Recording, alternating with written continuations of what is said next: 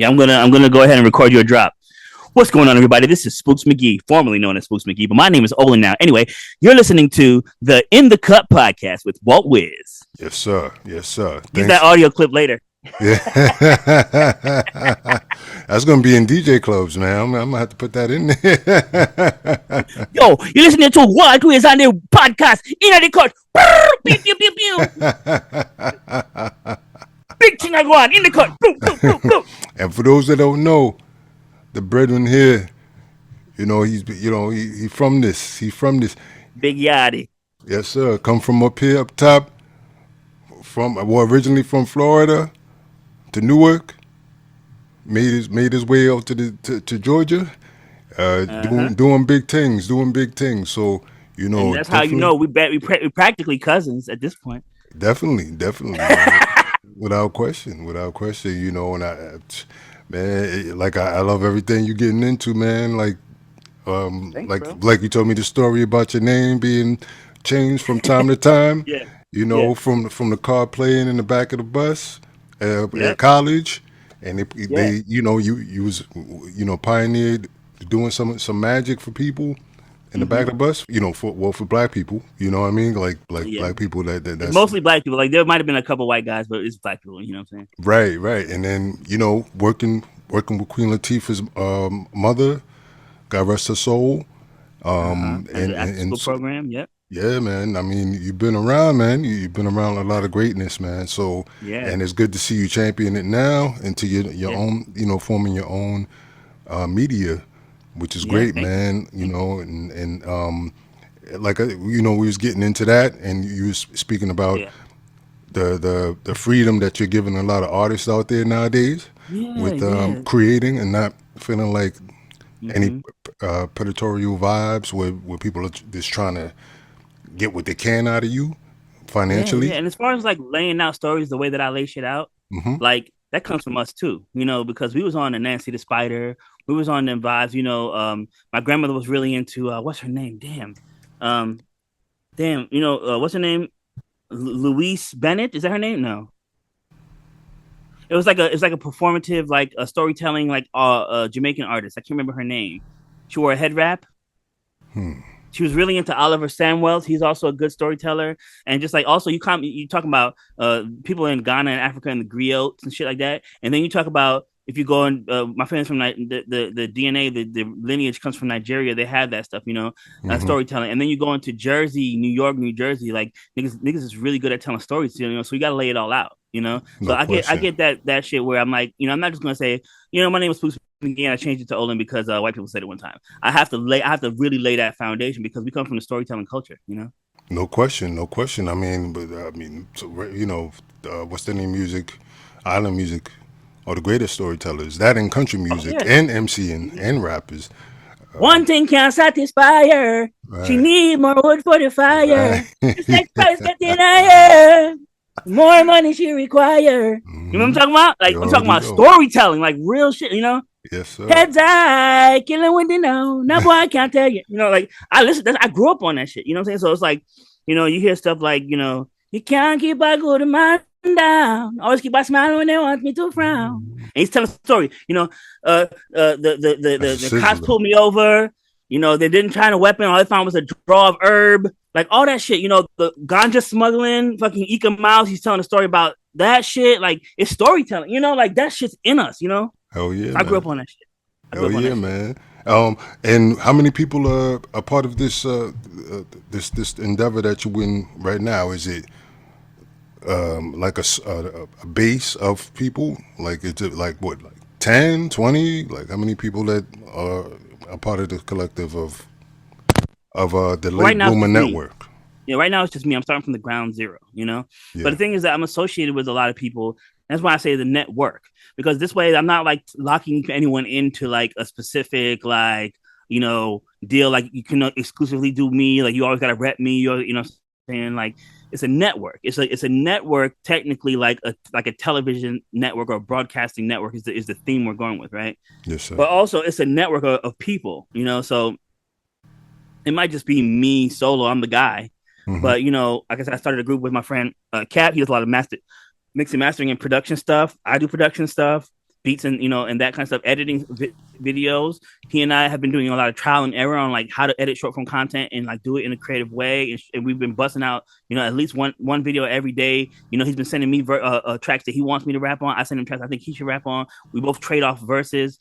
And that kind of thing. So we got Cap, we got Capano Clay, and then my boy Space Liberace. He plays the guitar, he plays the bass. So sometimes I'll send him a track, he'll lay some bass down, send it back to me. And then I got being who I am over there at the Vibe Factory. She does stuff. She's like really out there, like trying to get artists together. She's created like a database for people who need like DIY artists and indie artists to create content, and then they have people who have specific skills, and they could hire them to do the skills on like a gig based economy type shit.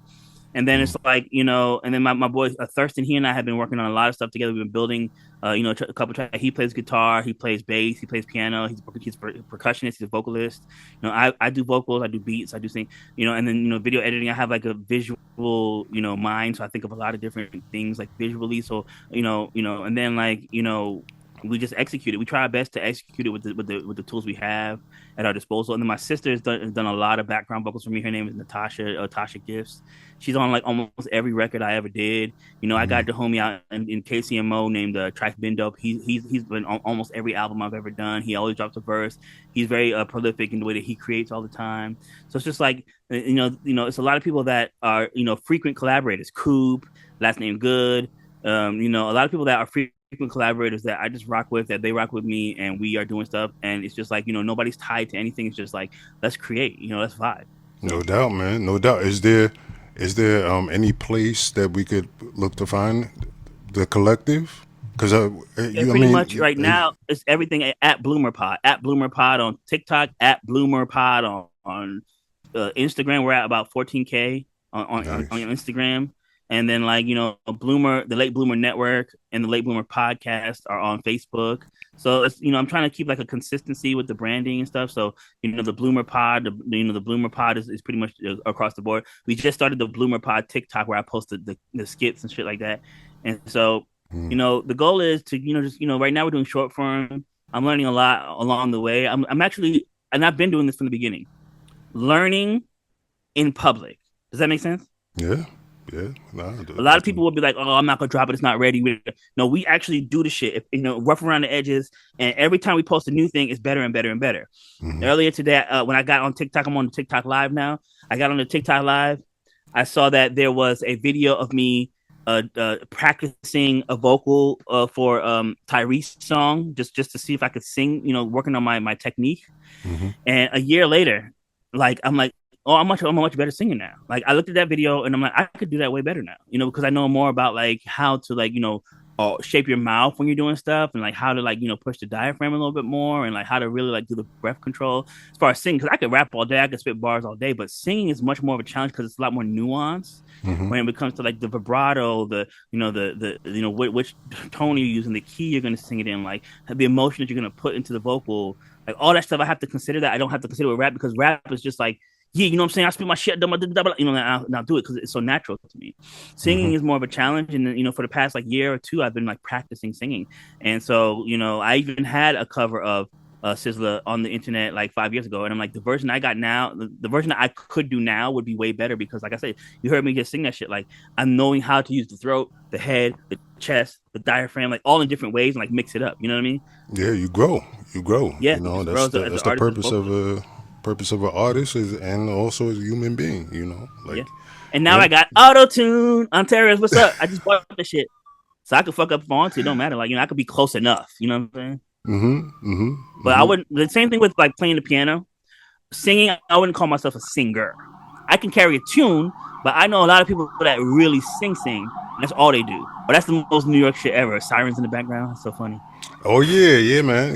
We hear. I remember that still shit, Bed-Stuy. You know what I mean? Yeah. I remember that shit, dog. And we got so used to it that we don't even notice it anymore. Like, and when I came to the South, I noticed like it's much quieter. Like, not noise pollution is way down. I remember when I first moved to the South, man. I was so scared because it was just like it was too quiet. What? Like it was just like I felt like somebody was about to jump through the door or through the window. Like, I'm like, oh, because in New York, you always got that mindset of like the quiet before the storm. Like you get like that little bit of time. Right, right. It's so quiet. And it's then so also like we would walk forever. like pop off. Yeah, something about to pop off. And then like, so we would also walk. We'd be like, oh, it's just like 10 blocks or whatever. We'd walk to a place. You can't do that shit out here. Like when I was in Nah, Gwinnett County, there's no nah, street lights, nigga. There's no street lights. You have to have a car. nah. It's no The public bodegas. transportation stops at like 8 p.m. You can't get around, Nah. That was an awakening for me when I moved out there. Mm, Because it was just like all like mini malls, like it mm-hmm, was like, okay, I forgot to get, like let's say your buddy pulls up and you're like, mm-hmm. the game is on. Let me get a couple of sodas. In New Yeah, you York, run I could to just the run bodega. down the street. Yeah, just walk Yep. down the street, boom, get a couple of sodas, get a 2 liter, Yep. be good. Mm-hmm. A couple of beers or what have you. Then that's it. Now, Mm-hmm. now moving out there, when I was living there, it was just like, oh, okay, let's hop in the car. GPS was the place that's still open, you know, Mm-hmm. because maybe the Best place bet that was Walmart, maybe, Walmart, maybe Walmart. maybe, But after COVID, even Walmart closed at like 10. every place closed at 10, and it's like you better rack up before that Yep. time. Rack up like Yep. that.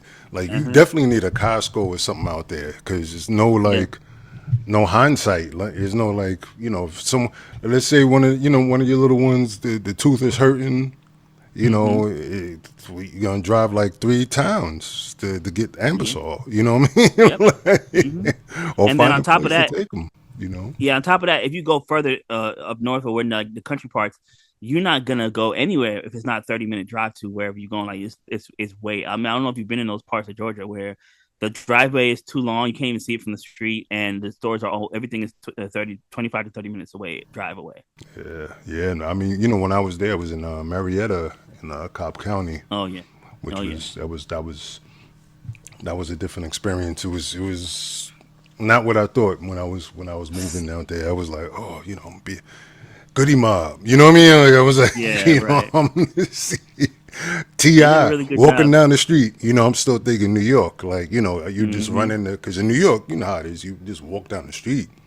You Yeah. run into people that are from Mm-hmm. from that area or that's probably still got their aunt that lives there and they Yep. just walking over there to see their aunt, Yep. walking over there to see a family member, one of their Mm-hmm. boys, they got married or something, they're walking over there, Yeah. and you run into them casually. Yeah, yeah, and that's the thing about of Georgia in Atlanta, especially. There's some kind of like matrix. I can't explain it, but all these people are there all the time. Hmm. They're always there, but you don't see them unless you're in the place where they're at and you're supposed to be at that location. So you're not like every once in a while you'll just kind of run into a celebrity randomly, but somehow, some way, they figure out how to dip and dodge around society, so you don't see them. I saw Takeoff. No, not Takeoff. I saw Offset at the bank one time, and then I saw Andre 3000 at the airport. We talked for a little bit, and then I did a. I was, but this is the thing. I was on set. I was on set doing something. I saw David Banner, little Scrappy, those guys, and we were all on set, for the TV1 show, a Rickey Smiley show. But as Oh, far as like okay. just randomly, yeah. I mean, I did like a little background stuff. And as far as just like random encounters. Those things don't happen that often in Atlanta unless you're like in the club or you're doing something. Like it's really strange how they're able to do that. So I think about it like this: it's like a matrix. Like there's two worlds happening. You walk past these people all the time. You drive past them all the time on the highway. You probably walk past them in the grocery store. They probably had a face mask on. They probably were like in the car while somebody else was shopping for them at the grocery store. They probably never leave the house. Everybody goes shopping for them and brings the same stuff to them. Like so many ways that they could figure out like how to not interact with normal society just like on a regular basis unless Hmm. it's like a specific event that's like a PR thing where you gotta like show your face and like passing out turkeys to the hood or some shit. So a lot of times these guys are just like ghosts. It's really strange. And so like yeah, they're always there. Everybody knows somebody from from somewhere. Like a lot of people are related. It's a very small world. Like I was just talking to a guy who's the father of a very famous rapper, and it's just like nonchalant, just like casual. Oh yeah, I heard his album's pretty good. Like it's just like that. It's just like that kind of shit. But Yeah. nobody, you don't really just see them randomly at the cookout or something like that. It's super rare. Like I said, I had 2 or 3 encounters with celebrities, including Rickey Smiley. But I've been here for 20 years, like almost 20 years, and it's Hmm. only happened to me 3 times. Well, So the fact that how was that? I'm sorry. Go ahead. I don't now, mean go to interrupt ahead, you. go ahead, go ahead. No, I was gonna say how was that interaction with Ricky Smiley? Because my boy, one of the people that helped when Hmm. I was working out there Yeah, was Jalion Sound out yeah. there. He's the DJ for the Rickey Smiley show. John Lyon, yeah, I know that Yeah, guy. Yeah, he Jalion actually has Sound. like a little like a web series, doesn't he? John Lyon, the people freestyle to his shit. Has a what now? Has a what? I think he has like a freestyle platform on social Oh, media. okay. Nah, I haven't talked to him in years. Like, I mean, Yeah, I used to just get him. He used to hit me like, need some speakers. He got something yeah, going yeah. on. Exactly. Like, yeah, So I used to hit him. you're the Guitar Center guy. You Yeah, I gotta, was the guitar center guy. yeah, So it was just like, me and him had we just had a good yeah. rapport. So So with Ricky Smiley, this is interesting because we could yeah, segue I was into there. like some things that happened that are really strange to me as far as like I was telling you about like Jamaica and the connection and my name and all that shit and like the transatlantic slave trade and everything. Hmm. It really sets the tone. The Ricky Smiley at one point was a very important part of my life. It's really strange when you think about it. So pretty much it's like this. I was in between jobs, and Atlanta, there's a lot of productions going on, so they do these casting calls via email. They'll be like, yo, we need extra, we need this person this tall, we need this person this light skin, dark skin, long hair, dressed like this, whatever. They'll do these casting calls for just like extras, Hmm. and Ricky Smiley was doing a TV1 TV show with him, J. Anthony Brown. I think that Ray J was in the show. Um, and so this particular day that I saw Ricky Smiley for the first time, it was like unique to the situation because I've been on different sets doing extra work. This particular instance was unique because that episode they recorded was actually a party episode, so they had to have all these cameos. So it wasn't the normal cast. Mm. So What it would was it? What was normally the just name of the be, show? What was the name of the project? I think it was just called the Ricky Smiley Show on TV1. Oh, okay, Yeah. okay.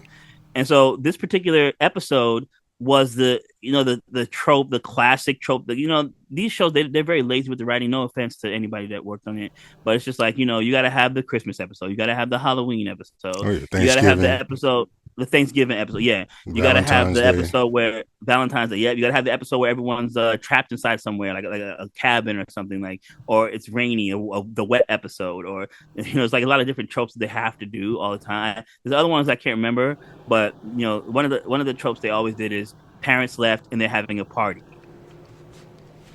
Oh, You okay, know, okay, yeah. Have a little high school party while the yeah, parents are gone away to yes, Hawaii or something like that. yeah, And exactly. And that was the right. episode that I was on. And so basically, because it would have just been normally, it would have just been me, Ricky Smiley, the extras, J. Anthony Brown, Ray J was part of the cast. He would have been there, and then the other lead actors. That would have been it on the set. And there was like three different sets in this place. It was like a church set. It was like a business set, and then a house set with the stairs, and they were all in the same place. Anyway, point is, I'm trying to make is this. So you played the 15 Um, year old or the 16? no, I just played like a extra in the background. It was just like an What? extra work. You know what I'm saying? I'm not even part of the thing. I'm just like supposed to be in the background, and they're like, no, pretend to dance, pretend like you're in the party. That's it. I'm just the Oh, extra. okay, I okay, didn't okay. have any You speaking like in the lines. back, in the Yeah, back. You're like, you yeah, just back. filling up Yeah, I didn't space. have any speaking lines. It was nothing. I was just literally just there to fill up the space. Yeah, Hmm. and because it was a party scene, they have to have like fake music to put into the thing, so they don't know what song they're going to use. They just go dance and they go one everybody, hey, we don't know what song's going to be, so just pretend like you're dancing. So everything's going to kind of be offbeat because there's no like we don't know what song they're going to use, but it has to be licensed. You know what I mean? Right, So right. anyway, It's better to use a song from an independent than I guess, right? It has to be a licensed song, so it has to be like yeah. used So through like sometimes some they'll use kind an of company. independent song. Sometimes the people on the production will just make some fake ass hip hop song, like just like real quick. They'll like throw a beat together for the background noise. Right, right, But I right. say all this to say that this particular day it was unique because it was a party episode, so they had to create a vibe to make it like look like it was like a real turned up party. So they had a bunch of cameos. So it was Portia from that Atlanta Right. Housewife show. She was Housewives. there. She's even fine in person. I think she's part of the cast now of the radio show, isn't she? And It's yeah, like Gary with the T, Portia, the Brat, Ricky Smiley, something like that, right? yeah, like I bet it's funny because you're saying that like Yeah.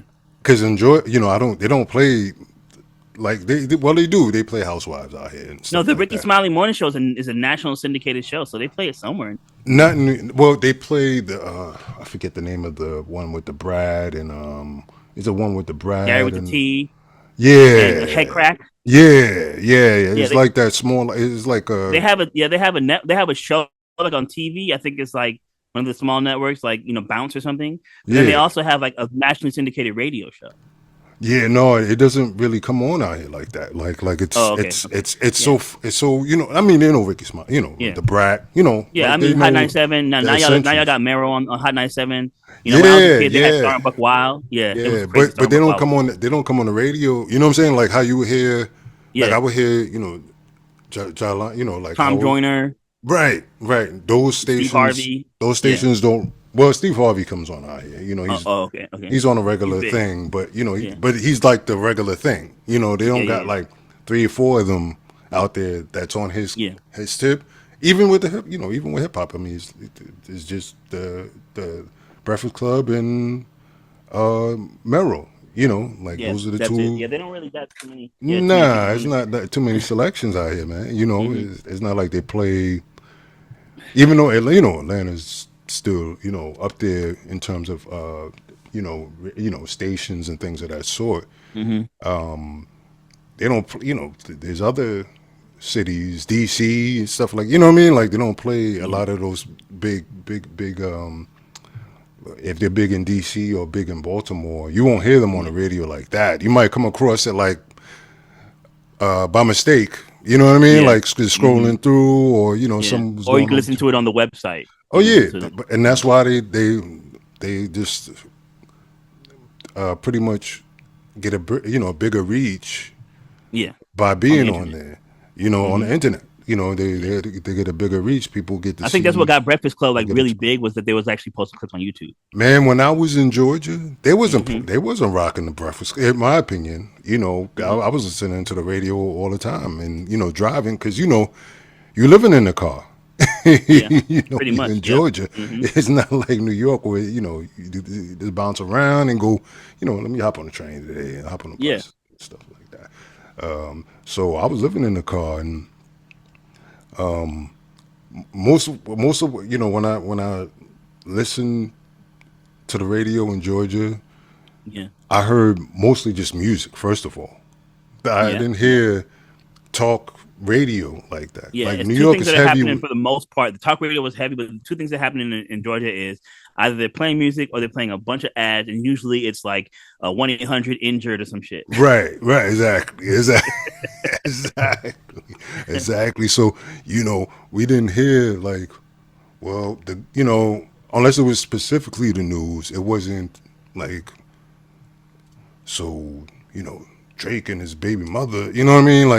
Yeah, yeah, Like they wasn't on the radio talking like that. They were like yeah, mostly promotional. They were like, hey, we're gonna be over at Buckhead, and you know what I mean. Like yeah, we're gonna yeah. have this event here, and Yeah, Norcross, Georgia. They're gonna be what? having and then they always be having the weird, like for some reason they can't just be like, "Hey guys, we're having a party." They gotta be like, "What's going on? Club Booty Shaking is gonna be hitting it Friday. We're gonna get so turned. If you're gonna get lit, you better be down there tonight at 7 p.m. Make sure the ladies get in free." Like they really go extra hard with that shit. They'd be like explosions Right. and. Fucking like all this shit, like hip hop music playing in the background. Like even when McDonald's and ads, they feel like they can't just tell us like, "Hey, the McChicken is buy one get one free." It's like, "Yo, son, you want to get a McChicken?" Like this. That's how they be advertising us. That It's shit's heavy funny. promotion, man. Like Yeah, it's promotion.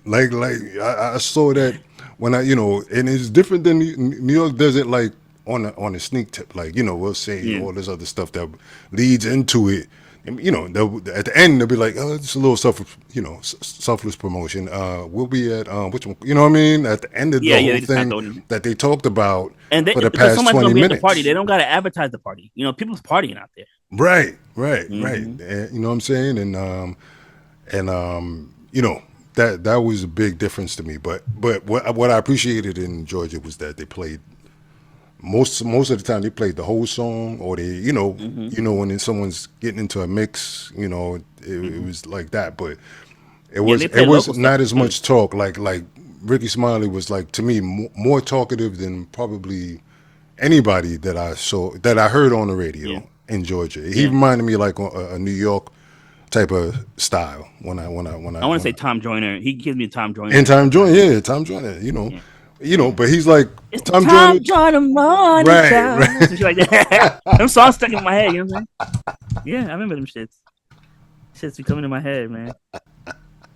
Man. So anyway, man, So the point of the story. what's yeah, go ahead. You finish? Yeah, I didn't mean Oh to yeah. So the interrupt. point of the story I was telling you was that this particular day I met a whole bunch of people that I wouldn't have normally met just being on a set. So it was Lil Scrappy did a cameo.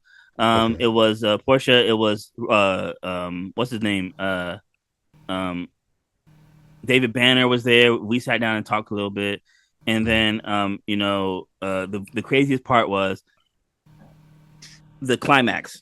The climax of the scene was Doug E. fucking Fresh Okay. Dougie comes to the Fresh. set to perform on top. He's standing on top of the table, 2 feet away from me, beatboxing. Yo, when I say hey, you'll say, I'm like, what the fuck is happening? I'm on a set. This type of shit don't happen. Like it's legend. It's a legendary moment. I'm watching Dougie Fresh 2 feet away from me beatboxing. Like this is insane. You know what I mean? Right. But Right. that's the Yeah. most crazy shit that happened to me when I was in Atlanta. But I said that. I said that to Yeah. I say this. mean, Dougie Fresh. I mean, he The stands Dougie out. Fresh, Yeah. Slick Rick. Are you fucking kidding? Oh my god. Okay, so look.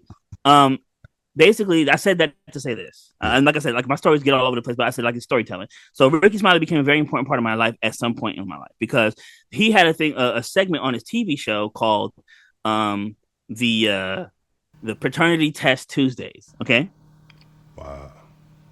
and so, because I had already done extra work with his PR person, Beyonce Aloysius or whatever her name was, right?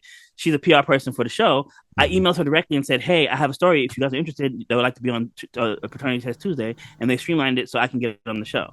But because I didn't want to put anybody's information out there, we did the Paternity Test Tuesday anonymously, so we changed our names. Mm. And so I met this guy. My mom was telling me was the guy named Selwyn, and he was supposed to be in Connecticut, right? And so I Hmm. found him on Facebook. We talked for a little bit, and basically he was like, yeah, let's do it." We did the DNA test, swab, we mailed it off, and then we did the live radio show. And he called in on the show. Well, long story short, he wasn't the guy. He wasn't the father. He's not my biological father. No. So Wow. back to square one. Wait a minute. Wait a minute. Your father, the guy you thought was your father, was not your father. No. What? So I say to my parents, like, "What's going on?" She's like, I know that's your father. That's your dad. I'm telling you, it's your dad. She's like, no, I'm not. The DNA says it's not. It's not him. And I was thinking like, oh, before I had gone into to do the test, I like saw like a vending machine and I cranked like a handful of Skittles and I popped them in my mouth. And then the person was like, "Oh no, don't eat. You're gonna mess up the test." I thought maybe that I messed up the test because I ate some Skittles, but turns out that the test was accurate. It actually got the right results. That man is not my father. Did you grow up Yeah. with him? Did you grow up with him in the house, or like was he? No, I didn't have no biological father, any kind of like I have a lot of father figures, but no father in my house, like period, I mean, but he And didn't. He didn't. But I'm saying he wasn't with your mother throughout he wasn't your. involved in my life. He wasn't doing anything with me. I just found him on social media and said, did you know Donna in the '80s?" Like whatever, like that's it. And so it was just like that was pretty much the end of that. But 4 years later, your mother. I'm sorry. Your mother said that he was the father. she said, "He's the guy. I don't know what to tell you. That's the guy." I'm like, "All right, fine." So I let it go. I went on about my life, and I met this woman who I started dating like maybe 4 or 5 years after the fact, right after my divorce and everything. She and I started dating, and she was really into Ancestry.com, and she was like, maybe you should just give it a shot. Go on Ancestry, see what happens." So I spit in the tube, I mailed it off, and I didn't think nothing of it. A couple weeks later, the results come back, and then we start finding information. And then the woman that I'm dating at the time, who's now my fiance, she pretty much just started doing some sleuth work, and she started looking at all the information, all the data, what was happening. She found obituaries, she found information that we couldn't find just off of just like my mom's word. We just found all kinds of shit. And then what happened was she found my biological brother, my biological, not my biological brother, my biological uncle, who is this much degrees related to me, which basically means that he is my biological father's biological brother. Okay. He's your uncle. He's my uncle. Yep. Right. Right. And he's a straight up white guy. It's insane. So wait, you have white? I'm half white. I didn't know my whole life. I told you I grew up in Irvington, New Jersey, in the middle of the ghetto. All of a sudden, I'm black. I grew up West Indian. I grew up black culture, black people all around me. Seventh Day Adventists, Haitians, Africans, all these people around me, in the Black diaspora, African diaspora. They're all part of my life. That's my life. That's who I am. That's what I represent. I'm a Black person. I'm a Black man. Right, right. And I wasn't tainted by any kind of like identity crisis because I didn't have no white side to compare to. Right, right. No, they're calling you spooks. You know what I'm saying? Like, Yeah, I yeah, don't, like yeah. like, I'm one of the homies. I'm just a nigga in his hood. And so like I find out that my uncle is a white guy. Not only that, he lives in Little Five Points, and we're like right in Atlanta. I'm like, what the fuck? So this whole like, remember what I was saying about Matrix 6 and how like things happen, and until you break that bubble and cross that threshold, you don't cross paths with these people ever. It's the yeah. same thing with my uncle. Like he's a famous like coder guy. He's like really big into the tech world. He was like a coding guy. So like he had like online persona, like that kind of stuff where you could see like his photo just by Googling his name. You could see his information. You could even see that he directed a film for Amazon Prime. So you could see like all his information was public for the most part, And if you look, he kind of got my eyes. He kind of got my nose a little bit. He kind of looks like me. And anyway, like, he's actually a great person. Turns out that my biological father, he ain't shit. He ain't shit. But and he told me some stuff that he's like, you should be careful because he's kind of like not a good guy because da da da da. And I was like, all right, cool. So I'm not gonna go ahead and build a relationship with him. But I like you guys. You guys are cool. And so we started talking. They came to my baby shower. For my newest baby that came. They invited us to New Year's Eve party. Thank you, brother. Thank you. They invited us to a New Year's Eve party. We had a good time. They had good vibes. They had all kinds of people. They had Black people, white people, gay people, straight people. It was just like good vibes, good, positive energy, good people, man. When Trump got reelected, they moved to the Netherlands. So that's it. I'm not seeing them again for a while unless I want to go to Europe and have a trip. And that's an option that I have now. So that's cool. But as far as my biological that's father, definitely an option. I mean, Netherlands is beautiful. I've been there before. Yeah, yeah. Yeah, I went to the Netherlands. Like, I mean, this is years ago. This is back when I was still living at home. Did you go to the cafe? Yeah, what? What? Chifa. It's everything that it lived up to be. I tell you that, man. That's amazing, man. Man. It was dope, man. I had a great time. Amazing. I was there Fun for intended. about 2 weeks. Yeah. And 2 weeks, man. That's amazing. 2 weeks is crazy. Yeah, I mean, well, you don't have to. I mean, I was living, like I said, I was like 18. You was like a vagabond. 19. You were like living on a bag, right? A friend of mine was going to school out there, like somewhere in Europe. He was lucky to get like a little scholarship out there. So I was like, yeah, you know what? Let me go out there. You know what I'm saying? Like he's telling me the stories and stuff like that. So I'm like, you know what? I'm gonna go out there and see what's going. I was going through like I was 18, so like something around there. And, I had like a decent job, and I had to pay rent. I was still living at home, and just went through a little breakup with somebody. A big breakup, and then I was like, you know what, man? Let me just hop on this plane. And the crazy thing about that? Like I went out there, chilled for 2 weeks. I ran out of money on my second week. My family had to bail me. They had to bail me out. They were like, we got Western Union you the money. Yeah, Western Union you the money. Damn, Western Union took it back. And I was like, you know what, I'm gonna chill. And then they didn't have Cash App and shit back then yet. I was coming back. I was coming back to New York, and the guy there was a attendant that was a brother at the door, and then I walked up to the door, and he's like, "Hey man, today's your lucky day, brother. I'm gonna put you in first class, right?" Woo! So I went to first class on the plane back. Come on, man. Man, with that room, I'm telling you, man, that room, especially for a tall man, I'm 6'4", so Oh yeah, you had a lot of space and room, yeah. And they serve you food. Yeah, what? Like the fish, fresh cooked. Woo! And then guess who's like 2 seats in front of me? No lie. Who? Al Sharpton. Ja Rule. No. Al Sharpton. Get out of here, deadass. That's hilarious. Deadass. Was he fat Al or skinny Al? He was transitioning. He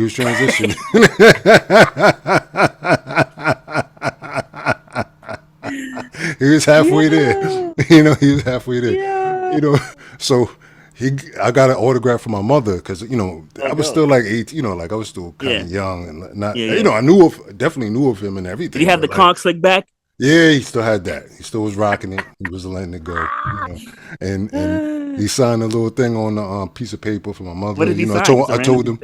No, like I think if I look at one of these photo books, you know, my mother long, you know, been passed, but you know, I still have the photo books here. So if I look through it, I Mm. could find it. But I made sure that he put it to her name. So Dope, dope, he did dope. She that. He probably didn't have still no do. problem. And you know, he's still young. So I'm like, you know, like I was. First of all, I wasn't even supposed to be in first class. So Right, I waited to the end of the flight. You know what I mean? Like I didn't do that during the flight because they'd have been like, right. "All right, you got to go to coach. You doing that? You know what I mean? You talking to celebrities? Yeah, you're You bothering people yeah, you now. bothering people now. You go Young back to black man, and you're right, tall too. You're big and black, and assuming like they're gonna be like, what the hell is this six right, foot right, black right. You guy walking know, around right. bothering So I people? waited to the end when we at the terminal. I think it's Yeah, JFK, something like that. And then I was like, hey, I shopped it. Hey man, what's going on? Yeah, my mother loves you. You know, like your work you've been doing. You yeah. know, I get a little autograph for her, and he was cool. He was like, hey man, yeah, no problem, young brother. You know, That's signed the dope. thing. That's Man, dope. cool experience, man. Yeah, he has But a any nationally syndicated radio too, I think. But go ahead, what you was gonna say? Yeah, we almost out of time. Okay. I just wanted to make sure we get everything for you here. I know you got new music coming up for yourself, right? Yeah, so I'm working on this EP that I've been trying to get out of the ether, out of this into the atmosphere for at least 5 years now. Oh, I okay. hadn't stopped making stuff. I just was putting like freestyles and shit on the internet. But as far as like continuing my 4 season series, this was supposed to be the third installment.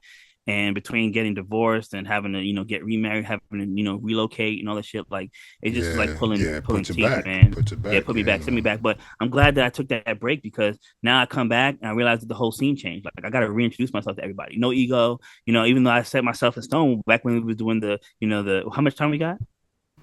2 minutes. Oh, back when we was doing the open mics and shit, like we really set ourselves in stone, like as far as like whether or not we were worthy of, you know, appreciation for our art and our skill. So now I'm coming in it and like nobody knows. It's kind of weird. Like nobody knows I'm dope as shit. Like you don't even know. You don't even know. And so it's kind of fun to start from scratch Well, when I you. already knew. I already knew.